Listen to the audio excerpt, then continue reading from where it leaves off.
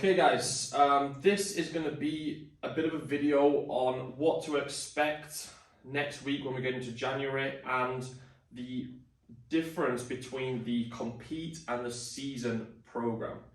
So we have two main programs running. We have compete and we have season.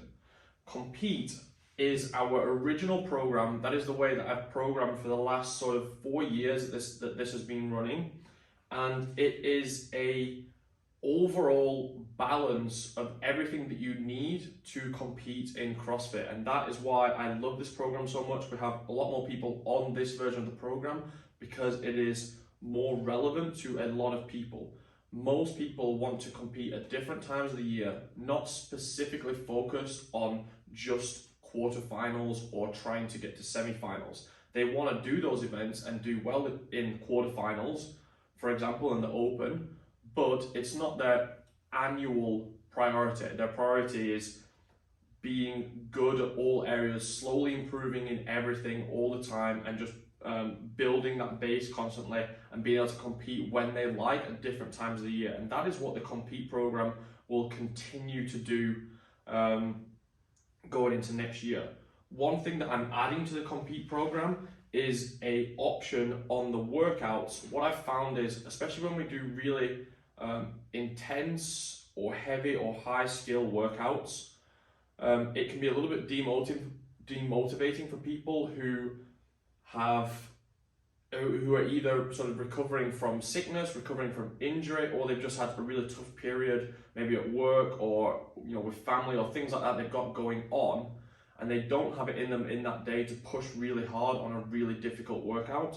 So I'm going to start including this option where it'll include the same movements of that day, but in a lower volume or a lower intensity, or just an easier version of the workout, so that you can still feel like you're doing something, but you can use it as a way to ease back into training if you need it, rather than it always being rather than it being a max effort Metcon, for example. It won't be there every day, but just when I feel like we need it, because I'm trying to increase people's longevity and their training life, and I think that will be a good option that we can add to the compete program going into next year.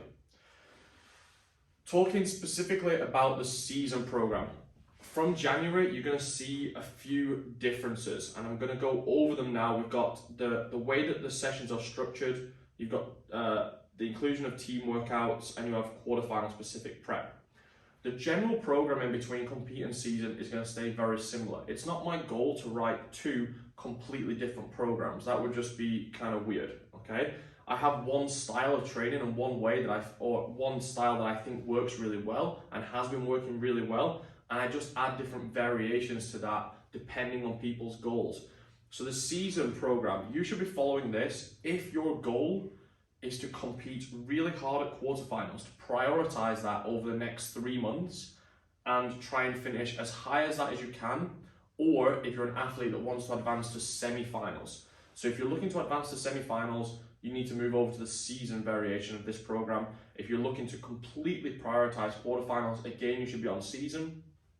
If you're doing quarterfinals, doing the Open, but it's just another competition for you, just the same as a local throwdown or a national level competition you've got later in the year. You just want to do it really well, but not necessarily put all of your eggs into that basket. Then compete is going to be absolutely great to do that.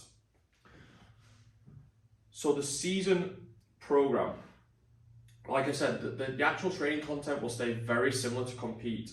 One major difference is going to be the way that it's laid out, the format that it's going to be laid out. So it's going to be 2 sessions a day.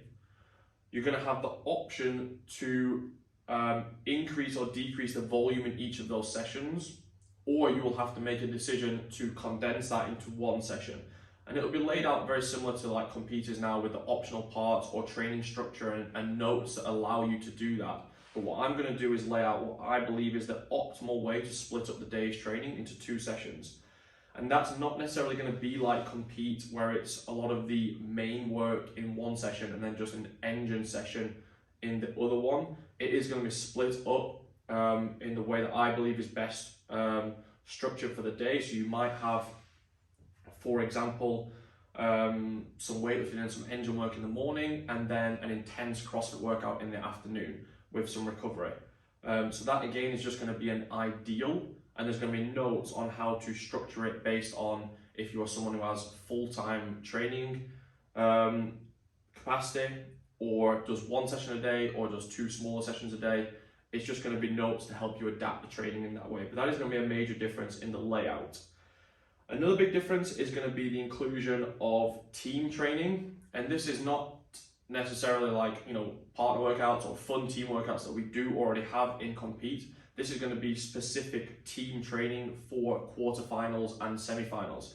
So what you'll see is sections where you have either 2 or 4 person work on barbell cycling, synchronized gymnastics, synchronized work in general, and worm work. So you will have that probably 2 sessions a week to start off with, and then I will increase the volume of that as we get closer to quarterfinals. And then one other thing we have is quarterfinal specific prep. And that is going to be what I believe are likely things to come up at quarterfinals. So where on the Compete program you'll still get some quarterfinal prep, you'll still get high skill work, but you'll also get an equal balance of GPP work and all the different types of training that we do right now. On the season, we'll go a little bit more narrow and go into more quarterfinal specific, just drop off a little bit of the GPP to make way for a bit more of the high skill and heavy loading that you are likely to see at quarterfinals. For example, over the last 2 years, we've had a lot of GHD sit-ups, and we've had the last workout of the last 2 years has had a heavy or moderately heavy snatch cycling workout. So that is something we'll put a little bit additional focus on as well, because they are obviously popular trends that could come back up again. So if you have a subscription for one of these programs already and you feel like you need to swap, it's super easy. Just send me a message. I will help you swap over.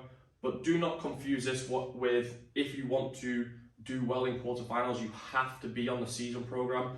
It's just going to be a more specific, a more focused way of delivering the training and the information needed to get you through the quarterfinals. With semifinals, I haven't fully decided yet how I'm going to deliver that training. I think I will do something similar to what I did last year, and anyone that qualifies will move over onto their own program specifically for semifinals. But let's see how many people are advancing and what the best way is to deliver that training. But those people who are going to who think they will go to semifinals, that they should probably be on the season program from next week or from the start of January. So yeah, send me a message if you need to swap over. If you have any more questions, send me a message. I will either get back to you straight away on that, or if it's a common question, I will make another video and try and answer those questions for you all.